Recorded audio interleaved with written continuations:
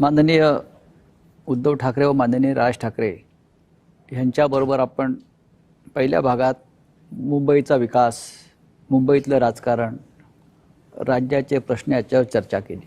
तरी प्रश्न संपत नाहीत आणि प्रश्नांचा डोंगर मुंबईसारख्या शहरात, राज्यात. विकासाबद्दल तुम्ही प्रश्नच नाही विचारले. मुंबईच्या विकासावर आपणच जास्त बोललेला आहात, कारण आपण मुंबईचे राज्यकर्ते राहिलात बराच काळ.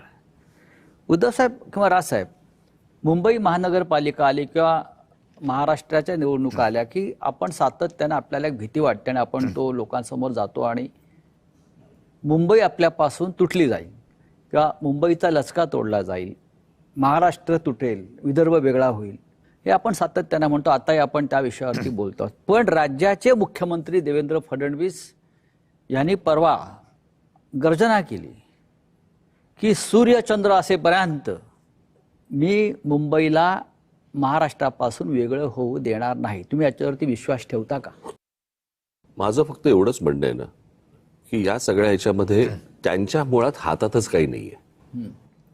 इच्छा चांगली आहे, पण जे वरतून सांगितलं जाणार तेच त्यांना ऐकावं लागणार.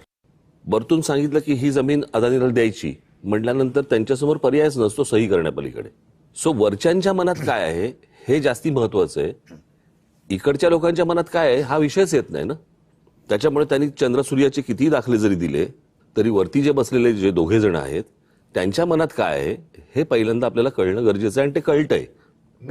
एक मुद्दा असा आहे, मुंबई महाराष्ट्रापासून कोणीच तोडू शकत नाही, पण ज्या पद्धतीने मुंबईची संस्कृती मानली जाते, कोणी येतो आणि सांगतो की इथल्या भागाची भाषा ही गुजराती आहे, आमच्यावरती हिंदीची सक्ती करणार, म्हणजे आमचं संपूर्ण तुम्ही अस्मिता संस्कृती मानणार आणि नावाला मुंबई महाराष्ट्रात ठेवणार, या गोष्टीला काय अर्थ नाहीये.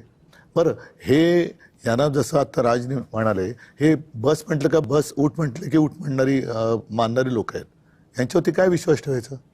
आज मुंबईची संपूर्ण लक्ष्मी जी म्हणतो ती कुठे गेली? ती आपल्या हातात नाहीये. मराठी माणूस कुठे गेली? मराठी माणूस हा कामगार, श्रमिक, लढवय्या होता.